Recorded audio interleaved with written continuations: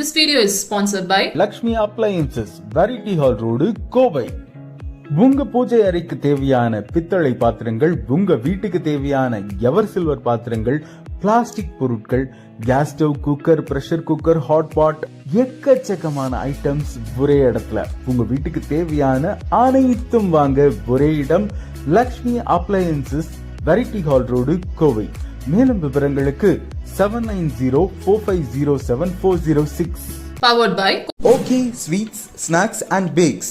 பாரதத்தின் பாரம்பரிய சுவை உங்கள் இல்லங்களில். கோவையில் அறுசுவையை அள்ளித்தரும் 6 கிளைகள். முத்துசுவாமி காலனி, செல்வபுரம், பேரூர் பட்டீஸ்வரர் கோவில் அருகில் பேரூர், செட்டிப்பாளையம், ஐயப்பன் கோவில் அருகில் சுண்டக்காமுத்தூர், சிறுவாணி மெயின் ரோடு, ஆலாந்துறை மற்றும் கோகுலம் காலனி, கோவை புதூர்.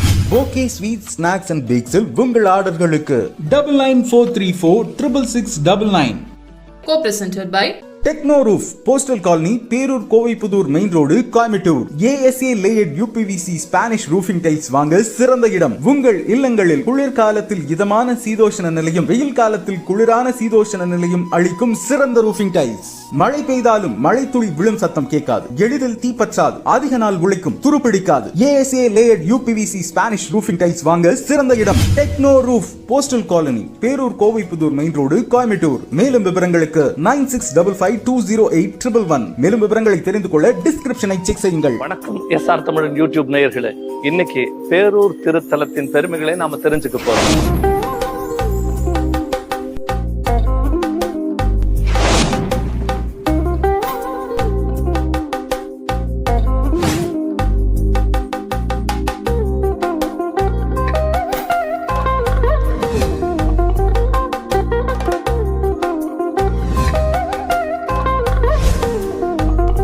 பேரூர் திருத்தலத்தின் பெருமைகளை நாம தெரிஞ்சுக்க போறோம்.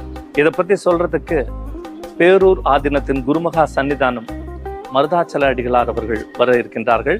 இன்னைக்கு இந்த பதிவுல நாம திருத்தலத்தின் பெருமைகளை பற்றி தெரிஞ்சுக்க போறோம்.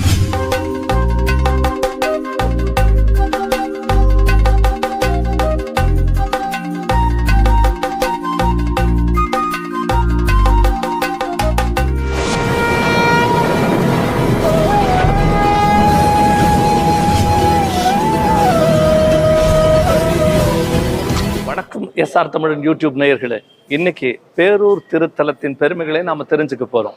இதை பத்தி சொல்றதுக்கு பேரூர் ஆதீனத்தின் குருமகா சன்னிதானம் மகா மருதாச்சல அடிகளார் அவர்கள் வர இருக்கின்றார்கள்.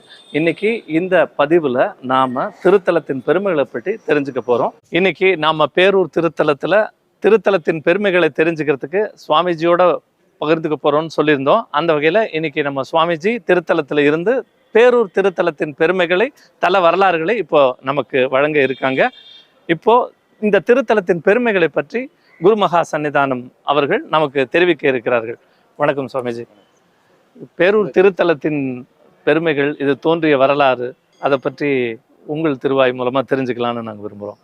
பேரூர் தலம் மிக பழமையானது.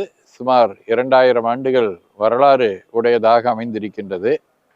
இங்கே ஒரு தடவை வனமாக இருந்தபோது காமதேவனுடைய கன்று துள்ளி குதித்து விளையாடியது. அப்பொழுது அதனுடைய கால் பட்டு அங்கே இருந்து ரத்தம் பீரிட்டது.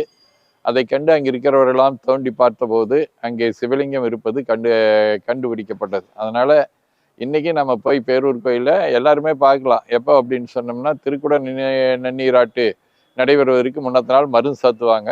மருந்து சாத்துற இடத்துக்கு நாம் அங்கே போனோம் அப்படின்னு சொன்னோம்னா எல்லாருமே அந்த குளம்படிப்பட்டது, அது கண்டுக்குட்டியினுடைய குளம்படிப்பட்டதா இருக்கக்கூடிய சுவடு அந்த காலில் இருக்க முடியும். அவ்வளவு பழமையானது. லிங்க திருமேனிலேயே இருக்குங்களா? திருமேனிலேயே அது இருக்குது. அதே மாதிரி இதனுடைய சிறப்பு என்னன்னு சொன்னா, திருமாலும் பிரம்மனும், அதாவது விஷ்ணுவும் பிரம்மாவும் 2 பேரும் இங்க 2 கோயில்ல அமைச்சு வழிபட்ட பெருமைக்குரியது. பட்டிமுனி, கோமுனி அப்படிங்கிற பெயர்ல இங்க கோயில் அமைச்சாங்க. அந்த பக்கம் இருக்கிறது தென்கைலாயம்னு பேரு, இந்த பக்கம் இருக்கிறது வடகைலாயம்னு பேரு. அவ்வளவு சிறப்பு வாய்ந்தது. அவர்களே வழிபாடு செஞ்சு இங்க இறைவனுடைய அருளை பெற்றிருக்கின்றார்கள். அதே மாதிரி பழமையாக இருக்கக்கூடிய வகையில இரவாப்பனை பிரபாப்புழி அப்படின்னு சொல்லக்கூடியது இருக்குதுங்க. அது எப்போ ஒரு பனைமரம் இருக்குது, அந்த பனைமரம் எத்தனை நாள் ஆச்சு அப்படின்னு சொல்லி தெரியல, இன்னும் இருந்துட்டே இருக்குது. இருக்குது.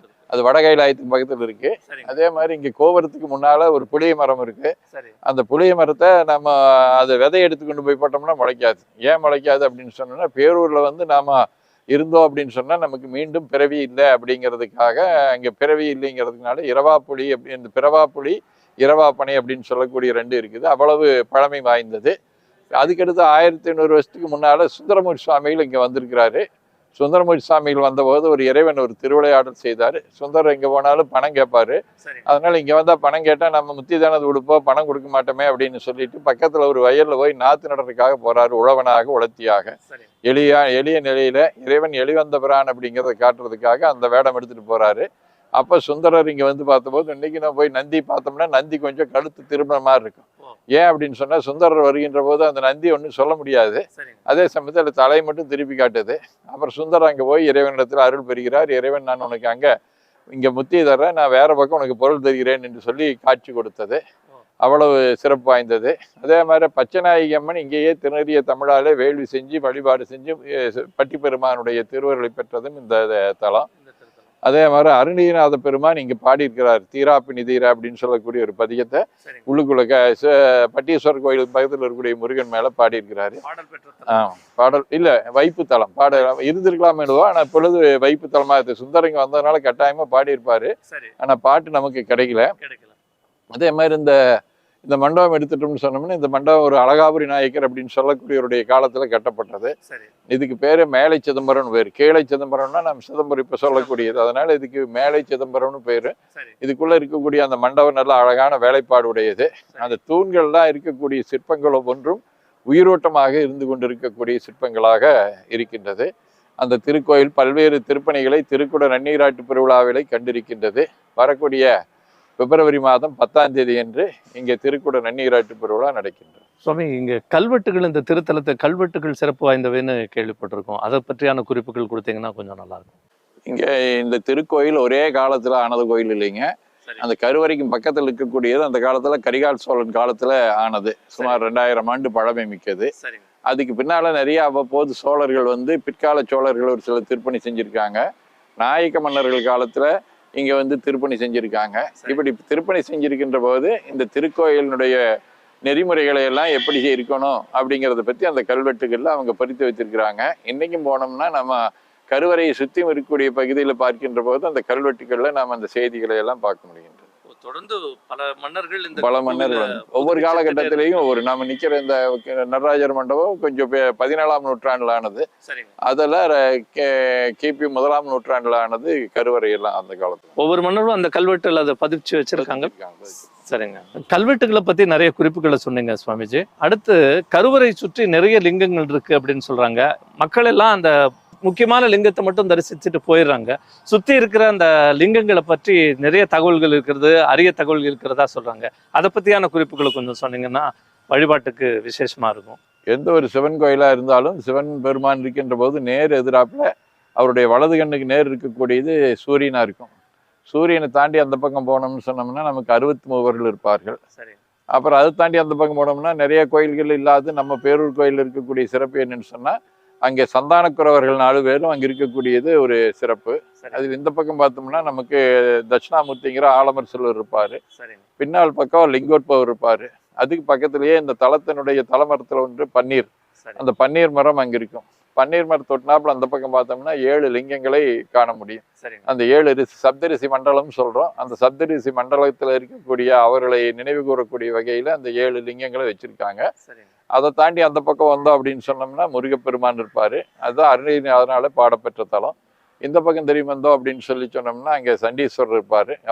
அவர் தான் இந்த பொதுவாக எந்த கோயிலா இருந்தாலும் அந்த கோயிலுடைய சொத்துக்கள் எல்லாம் அவர் பேர்ல தான் இருக்கும். அதனால அவர் அங்க வழிபாடு பண்ணிட்டே வந்தோம் அப்படின்னு சொன்னா இங்க ஞான பைரவர் அப்படின்னு சொல்லக்கூடிய இருப்பாரு. அவரை பார்த்து நம்ம இந்த பக்கம் வந்தோம் அப்படின்னு சொன்னோம்னா சந்திரன் இருப்பாப்புல, அது சிவபெருமானுடைய இடதுகன். இதுதான் கோயிலை சுத்தி வரும்போது இருக்கக்கூடிய உள்ள மூர்த்தங்கள். சரிங்க. ஒரு முழுமையான வளமே உங்களுடைய வார்த்தைகளால ரொம்ப அழகா அலங்கரிச்சிங்க. இந்த கோவில் திருத்தலங்கள்ல எந்தெந்த ரூபங்கள் எந்தெந்த விக்கிரகங்கள் இருக்குங்கிறத அழகா ஒரு சொற்கோர்வையாகவே வலம் வந்தமைக்கு மிகச் சிறப்பாக நேயர்களுக்கு விளக்கினீர்கள். இந்த திருத்தலத்தின் வழிபாட்டு முறைகள், இதற்குடைய சிறப்புகளுக்கு பத்தி நேயர்களுக்கு கொஞ்சம் சொன்னீங்கன்னா. இந்த திருத்தலம் இயல்பாகவே ஒரு முத்தி தலம் என்று போற்றப்படக்கூடியது. இங்க வந்து நம்ம வழிபாடு செஞ்சோம்னா நமக்கு அடுத்த பிறவி இல்லை அப்படின்னு சொல்லக்கூடியது ஒரு நெறிப்பாடு. அதனாலதான் இங்க நிறைய பேர் நீத்தார்களுக்கு கடன் செய்கின்ற போது இங்க வந்து அங்க ஆத்துல அந்த மாதிரியான கடன் செய்வாங்க. அப்படி செய்கின்ற போது அங்க போடக்கூடிய எலும்பு கூட கல்லாக மாறிவிடும், மீண்டும் வராது அப்படின்னு சொல்லக்கூடியது ஒரு சிறப்பு வாய்ந்தது. இங்க இருக்கக்கூடிய பட்டிப்பெருமான் நமக்கு எல்லா வகையான நலங்களையும் நல்கக்கூடியவர். இக வர சௌபாக்கியம் அனைத்தையும் கொடுக்கக்கூடியது. உலகத்தில் இருக்கக்கூடியது என்னென்ன வேணுமோ அதையும் கொடுப்பாரு, முக்தியையும் கொடுப்பாரு. அதுதான் இந்த இங்க இருக்கக்கூடிய ஒரு சிறப்பு. அத்தகைய பட்டிப்பெருமானை வழிபட்டு நிறைய பேர் அருள் பெற்று இருக்கின்றார்கள். நம்முடைய பேரூராதீன சாந்தலிங்க பெருமான் பட்டிப்பெருமானை பாடியிருக்காரு. சிரவையாதீனத்துடைய 2ஆம் குருமகா சன்னிதானங்கள் பாடியிருக்காங்க.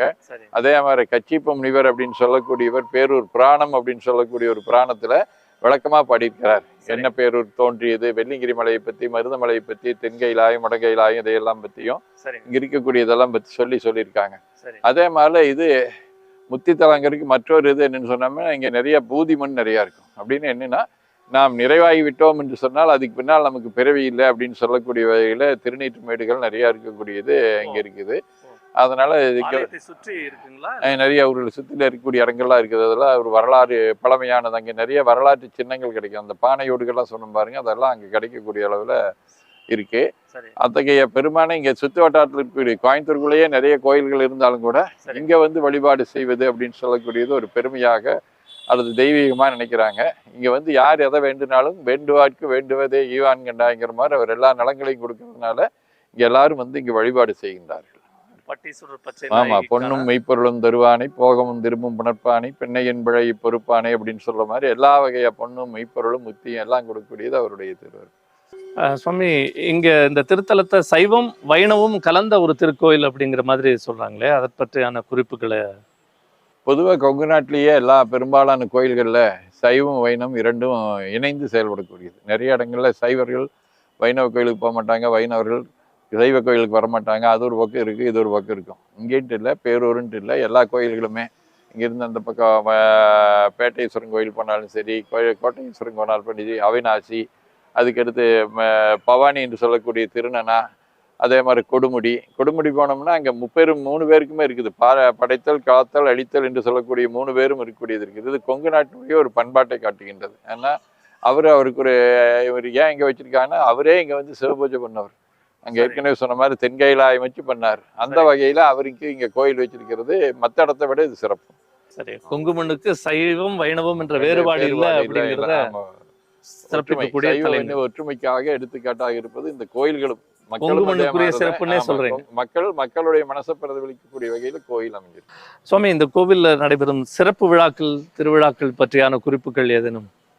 அங்கே நம்ம ஏற்கனவே சொன்ன மாதிரி சுந்தரர் இங்கேயே வந்து பார்த்தபோது இறைவன் நாற்று நட்டதுனால அதை ஒரு விழாவாக நாற்று நட உற்சவம்னு கொண்டாடுறாங்க. அதே மாதிரி திருவாதிரை ரொம்ப சிறப்பாக கொண்டாடுவாங்க. நடராஜர் இங்க நல்ல பெரிய திருமேனியில் இருக்கிறாரு. அவருக்கு பெரிய அளவில் அபிஷேகம் செய்வாங்க.